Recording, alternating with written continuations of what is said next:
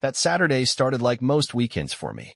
I slept in a little later than usual and leaned over to give my wife of 17 years a good morning kiss.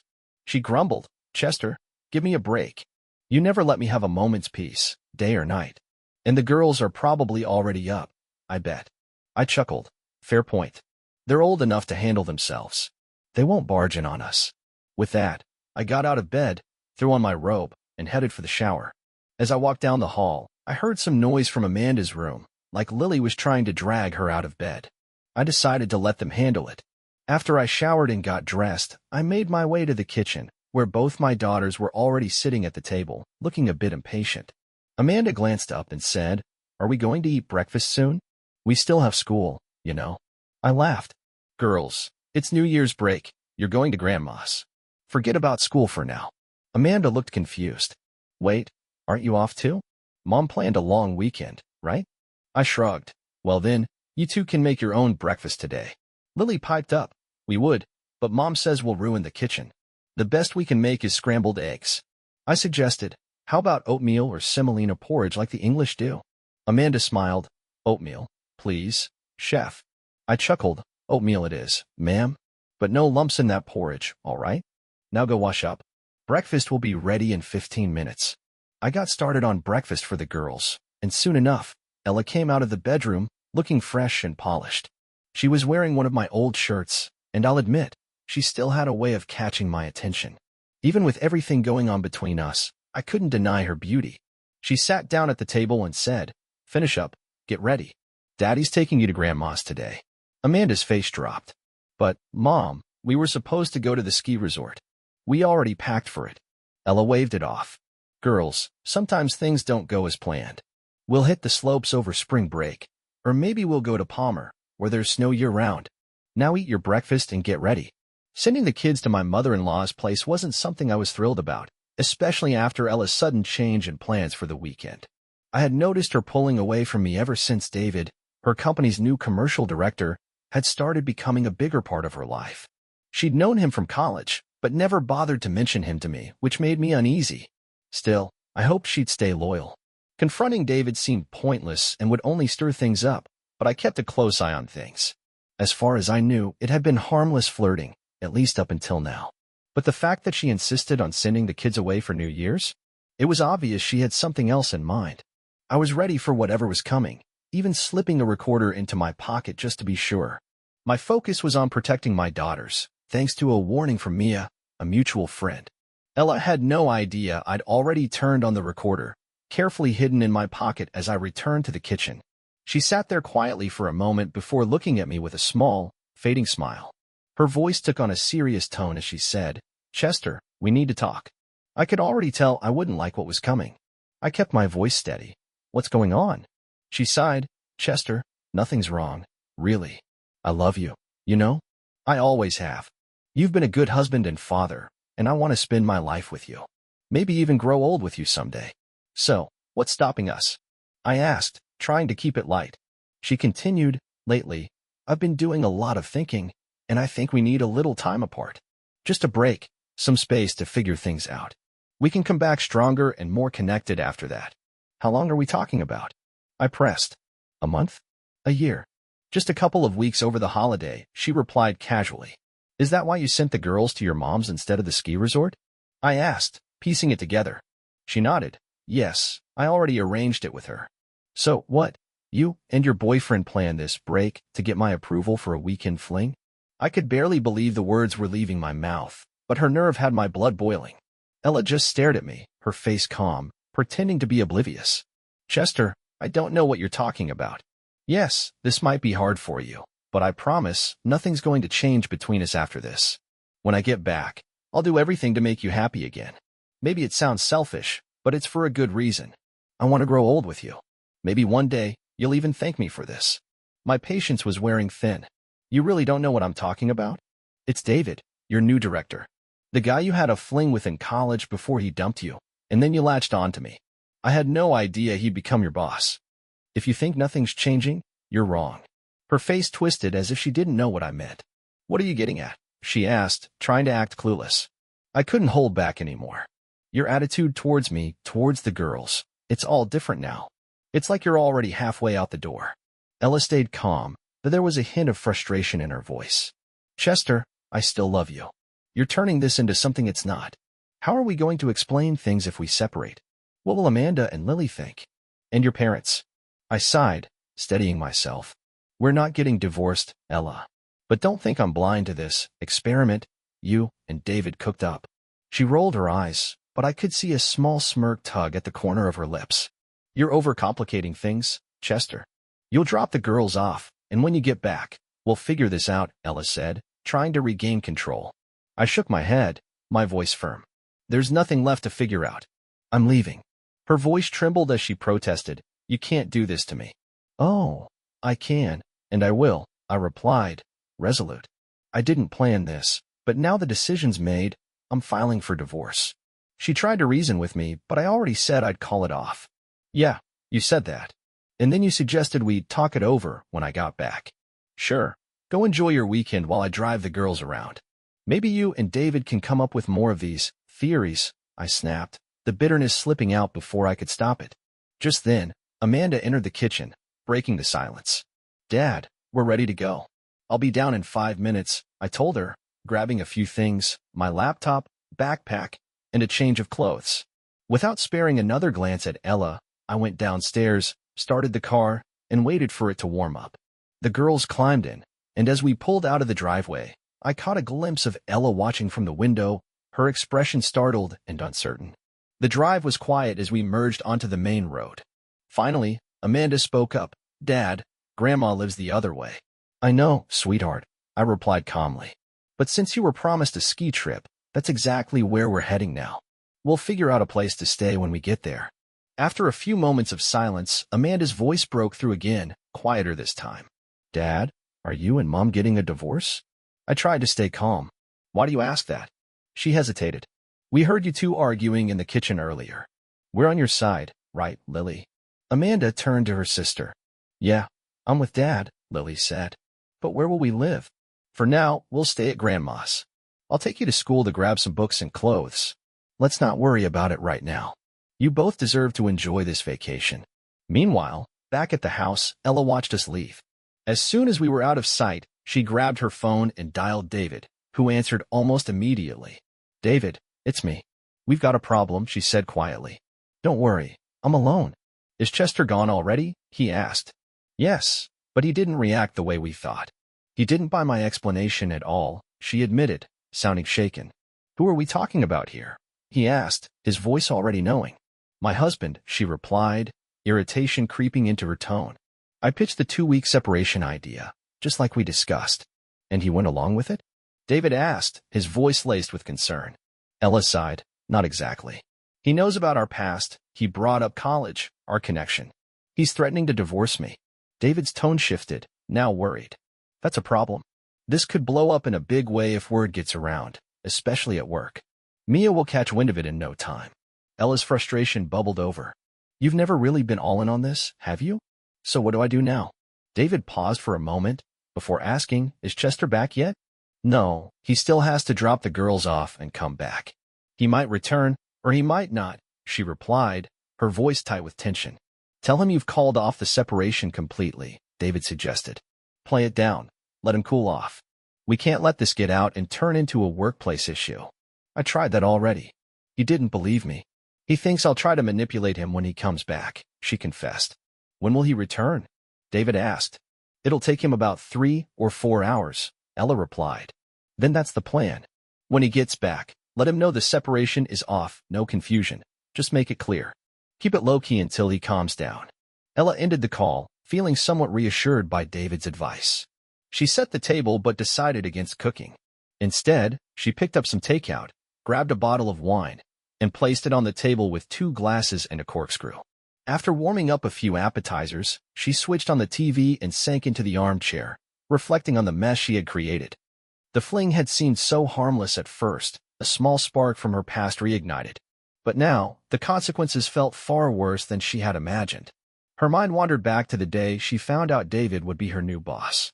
Seeing him again had been thrilling, and that pull had been undeniable. At the time, David had made it clear, Ella, you know I'm drawn to you, but I'm not about to destroy my family over this. I'm not cutting contact, but it has to stay between us.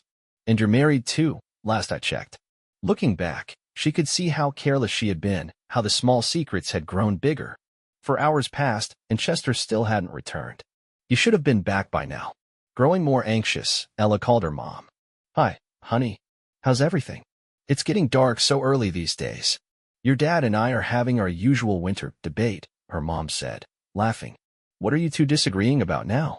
Ella asked, trying to keep her tone light. Oh, you know him. He wanted a drink. I said no, but he found the bottle anyway. What about you?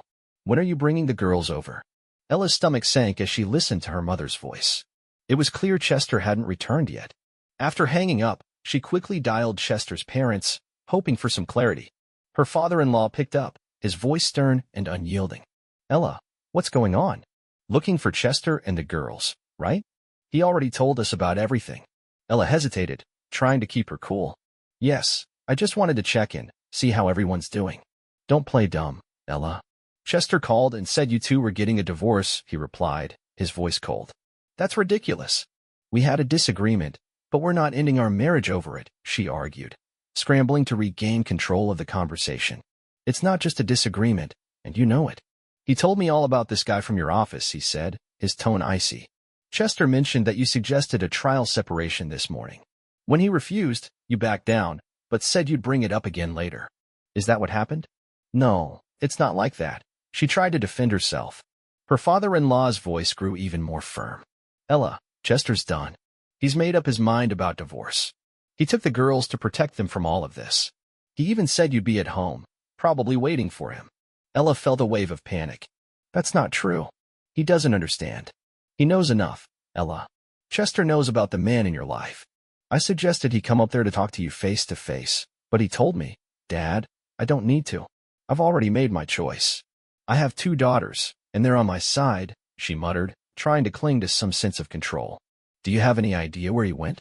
Ella asked, her voice filled with desperation. We were so upset, we didn't even think to ask, her father-in-law replied, sounding drained. If he calls, let him know he misunderstood. Everything I did, I thought I was doing it for our family, but now I see where I went wrong, she tried to explain, her voice softer now, as though seeking redemption. Her father-in-law's tone grew even more stern. Ella, my wife and I have been together for decades, and even in our worst days, separation never crossed our minds. Who got you tangled up in these ridiculous ideas? If there's someone else, why keep up this charade? If you're ready for another man, then leave Chester and the girls in peace. Chester will move on. Believe me, he'll be just fine. He's still young, he's not unattractive, and the girls would be better off with him than living in this mess. Ella's voice cracked. There will be no divorce. He sighed deeply. That's what you say, but I know my son. Seems you don't know him at all. Ella almost begged, her voice full of desperation. I just need to talk to him, clear everything up. He'll realize it was all a mistake. He'll call, and I'll explain everything. She hung up and immediately dialed David. To her shock, a woman's voice answered. Hello, the woman said, sounding uninterested. Ella stammered. I'm looking for David. Is he there? The woman sounded unimpressed. Who are you? My name is Ella. I work with him, she said uncertainly. Oh, I know who you are. Listen, I kicked him out. Don't bother calling again. He doesn't have this number anymore. Ella's heart sank. What happened? You don't know? This man dragged me across 2 cities with his cheating and lies. I'm done with him. I'm not moving again. Ella felt a cold shiver down her spine. Do you know where he is? The woman laughed bitterly. No clue. Maybe he's headed to your place. Why don't you check? Ella shook her head, barely able to comprehend what she was hearing. He doesn't know where I live. He wouldn't just show up. Trust me, he knows plenty. Your address, your routine, everything. But don't worry, he's not as devoted as you think. He had plans to meet half the office while I was on vacation. Meanwhile, I was on the road with the girls, heading toward a ski lodge just outside of town. I knew a few people there, including Jonathan, an old college friend who now ran the place. I called him up, explained the situation, and asked if he could put us up for a few days. Chester, anything for you. A cozy cabin for 3 sounds just about perfect. I've got a couple open, and I'll hold one for you, Jonathan said, always eager to help. Thanks, Jonathan. I do have one small favor, though. If anyone calls asking, don't confirm that I'm here with the girls, I asked, trying to cover my tracks. Got it. The cabin will be ready. How far out are you? Jonathan asked, ready to make it happen. We're about an hour and a half away. Roads are slick, so I'm taking it slow. Understood. I'll set things up for your arrival. Just mention my name at the gate, and they'll guide you in, Jonathan replied. An hour and a half later, we arrived at the lodge. The gatekeeper directed us to the parking area, where I parked, grabbed our bags, and led the girls inside. Jonathan was waiting for us, the table already set. Come on, everything's getting cold, he said, impatient as usual. Hold on, Jonathan, I chuckled. The girls just got here. Let them settle in, wash up, and explore a bit. Amanda and Lily ran upstairs, changing into their tracksuits and eagerly exploring the cabin. I couldn't help but notice how quickly they were growing up. So, where's Ella? Why isn't she here? Jonathan asked, sensing the tension in the air. That's a long story. I'll fill you in later. For now, let's have a drink and catch up, I said, raising my glass. You're not in any rush, huh? Jonathan joked. We clinked glasses, reminiscing about old times, interrupted now and then by the girls' questions. At one point, Lily asked if there was anything else to do at the lodge. As a matter of fact, there's a dance in the main hall tonight, Jonathan mentioned. Lily looked at me, her eyes wide with excitement. We didn't bring any fancy clothes. Jonathan waved it off. Don't worry about it. No dress code. Just come as you are. Amanda piped up. Can we go, Dad? Of course. Jonathan will have someone show you the way. A few minutes later, a staff member arrived to escort the girls to the dance. Once they were gone, Jonathan turned to me, his expression serious. So, what's going on, Chester? Why are you talking about divorce? I let out a long breath, the weight of the situation pressing down on me. Do you remember when I first started seeing Ella? There were rumors about her and another guy. Yeah, I remember. Rumors were all we had, though, nothing solid, Jonathan replied. Well, fast forward to now. That guy, David, shows up in our lives again as the new commercial director at Ella's work. They've started this emotional back and forth I didn't even notice at first. He's married, too. His wife, Mia, reached out to me and let me in on what's been happening. Today, it all came to a head. So, she's been cheating on you? Jonathan asked, stunned. Not physically, no. But they wanted to spend this weekend apart as some kind of sociological experiment to strengthen our marriage. I've always been skeptical of these psychological theories. Sociology and psychology are convenient for people who can't make sense of life, drawing conclusions and calling them laws when they're just opinions dressed as facts, I said, feeling my frustration rise. Jonathan nodded. You're not wrong about that. When I spoke to her, it hit me that living with her just isn't something I can do anymore. Divorce is the only option. Jonathan placed a hand on my shoulder. What's next? I've got a group of lawyers coming in tomorrow. They're based nearby, so I'll ask them to help sort this out. He raised his glass. Well, here's to moving forward. Around 11 p.m., Amanda and Lily returned from the dance, escorted back safely by a staff member. I made them a small supper, and we shared a quiet meal before they headed off to bed. Sitting alone afterward, the weight of the day hit me. I turned on the recorder I had hidden earlier, replaying the conversation, letting the painful confirmation settle in. The decision was final. There was no turning back now. Ella hadn't even attempted to reach out to me. She didn't know where I had taken the girls, and from what I gathered, she probably already had her own plans in motion. Ella might have tried to use my computer to find out where we were, but I had been careful, erasing any trace of our location. Nothing she did would tell her where we were. The next morning, a knock at the door interrupted my sleep. Come in, I called, and in rushed my daughters, faces bright with excitement for the day. Daddy, wake up. Amanda and Lily burst in, their voices full of energy. Let's have breakfast, go skiing, and then hit the ice rink. They've got one here. I rubbed my eyes and smiled at their enthusiasm. All right. Where do we grab breakfast around here? At the cafe, they said in unison. Go wash up, and I'll be ready in 5 minutes, I replied, climbing out of bed and preparing for the day. We headed to the cafe for breakfast, and afterward, changed into our ski gear, rented skis, and took the lift up the mountain. We skied until lunchtime, then returned to the cafe, changed, and bumped into Jonathan and his wife, who were finishing their meal. Jonathan mentioned that the legal team he'd arranged had arrived, including a specialist in family law. Let's meet in my office this afternoon, he suggested. I've got everything set up, computer, printer, the works. And if it's all right with you, I'll take your girls, my wife, and her sister to the ice rink tonight. Then we'll all head back to my place afterward for some dancing and fun. After all, tomorrow's New Year's Eve, so we've got some celebrating to do. We made the arrangements, and after lunch, Jonathan and I went to his office. Not long after, the lawyer, Anna, joined us, and we dove into the details of my situation. She laid out the legal aspects clearly, filling in gaps I hadn't been aware of. At one point, she looked at me seriously and said, I'd advise against making any impulsive decisions regarding the apartment. Think about the future. The girls will grow up, start their own lives, and they'll need stability. If you stay in the apartment now, a new partner on either side might complicate things later. I sighed. It's hard to picture living in the same apartment as her. Anna nodded thoughtfully. Consider suggesting a separation of space within the apartment if it comes to that. For now, just inform your wife that you'll be filing for divorce. How long until the paperwork's ready? I asked, bracing myself for what was to come. No need to rush. The courts are in holiday mode too. I have my laptop, and we can prepare the initial papers here. Later, you can decide if you'd like me to represent you formally. That sounds like the best option, I replied, relieved to have her help.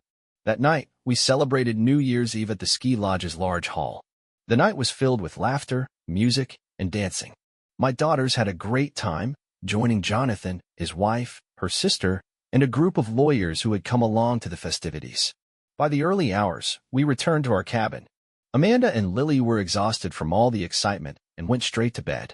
After tucking them in, I rejoined the remaining group by the fireplace in the cabin. We sat in comfortable silence, enjoying the warmth and quiet before each of us eventually headed to bed. The next few days were a welcome escape, full of skiing, ice skating, and evenings spent dancing and laughing. One evening, Jonathan pulled me aside. How are you doing, really? I managed a small smile. The days are easy, full of activity and laughter. But some nights, there's a lot of pain. Still, I'm stronger now, more prepared for what's ahead than I was before. The day finally came to pack up and head home. Before we left, I sat the girls down and reminded them of the importance of keeping our apartment.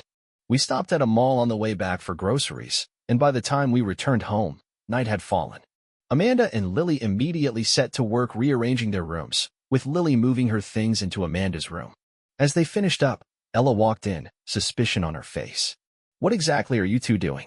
We're making Lily's room into Dad's room, and we're sharing one, Lily explained, matter of fact. Yeah, that's what Dad said, Amanda added, a hint of defiance in her voice. Ella's face twisted with frustration. With their room settled, the girls got ready for school the next day. I busied myself preparing dinner and breakfast for the morning, ignoring Ella's attempts to start a conversation.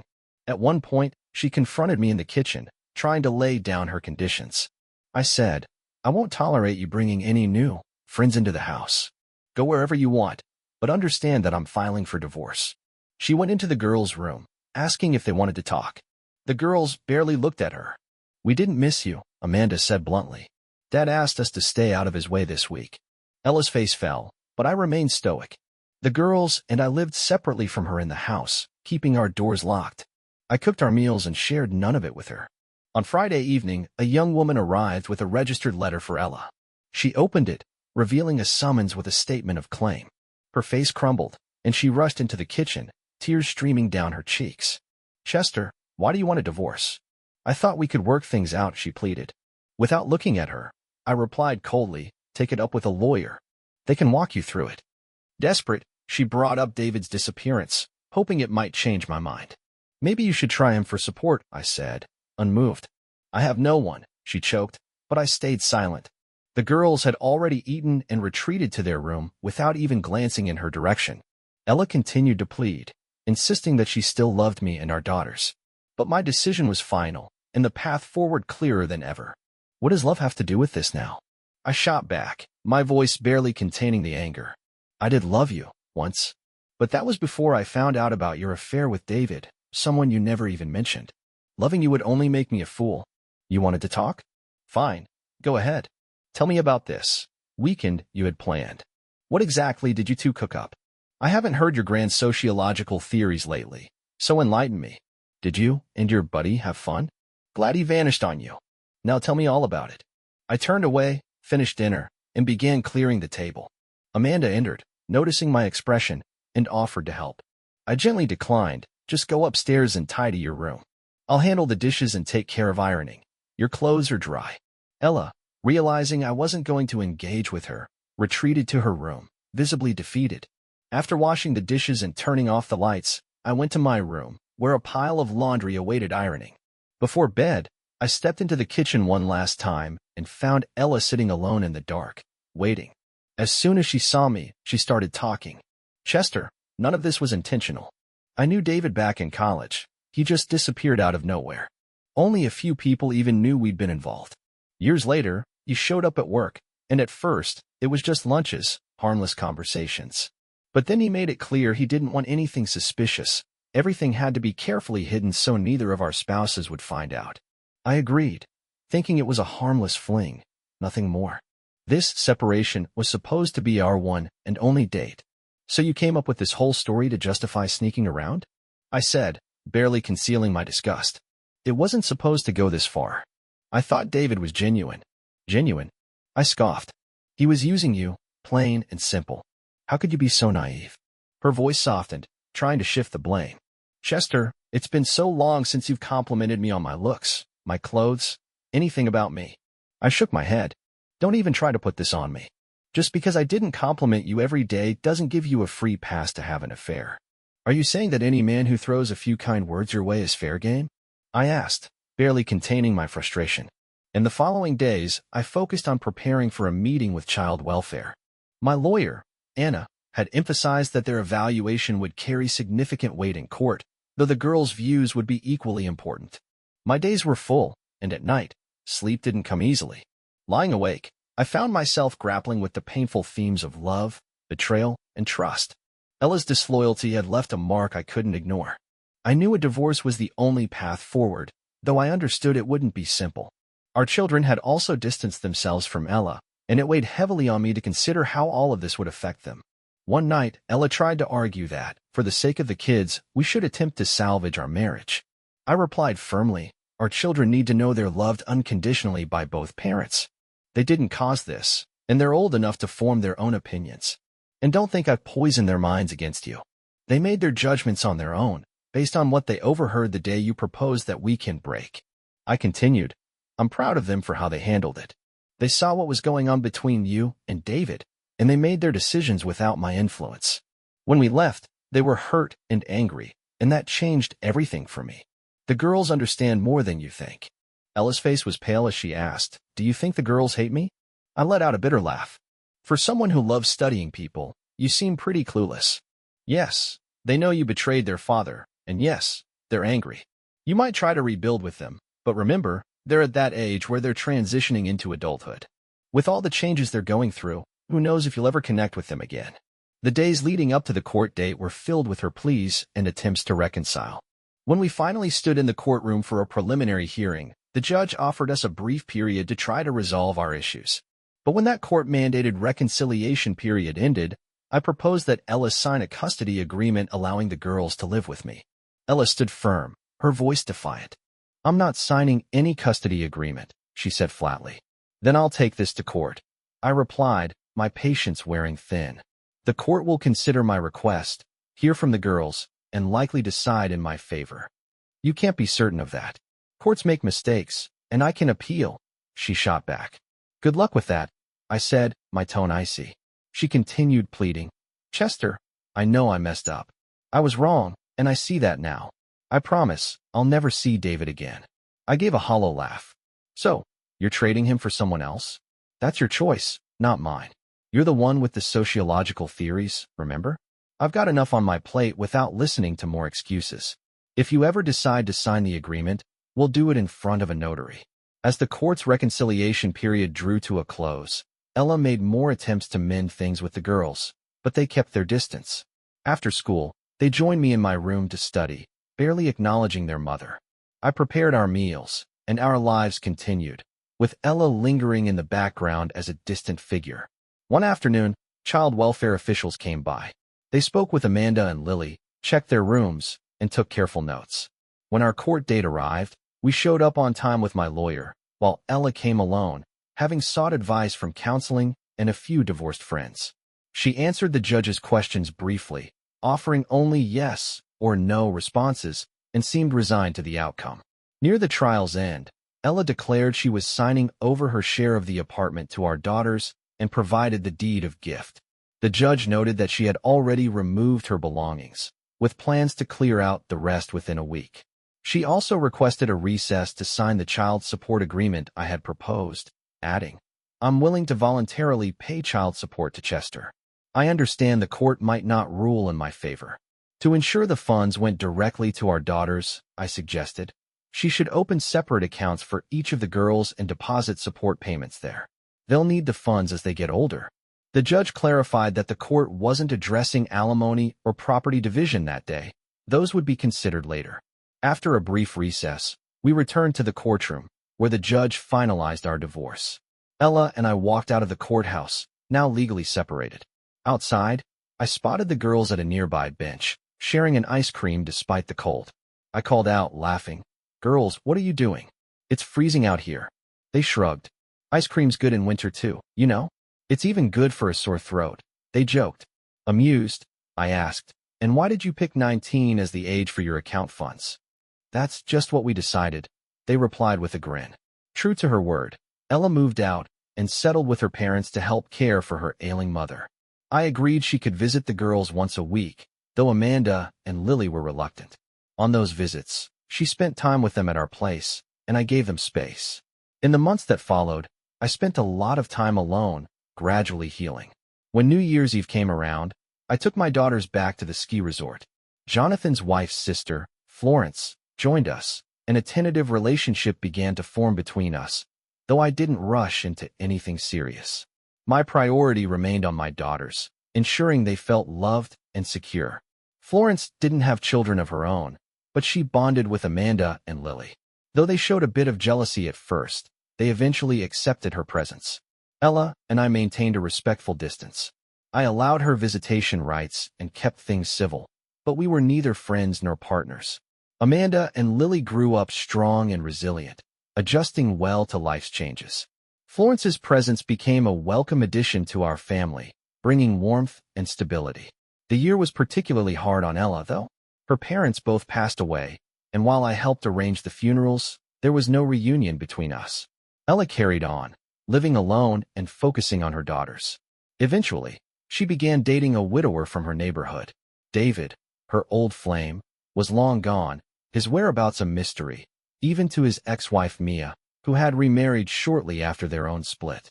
Through it all, my focus remained on creating a stable, loving home for my daughters, building a new life that gave us all the chance to heal and move forward. If you enjoyed the story, please like and subscribe to the channel.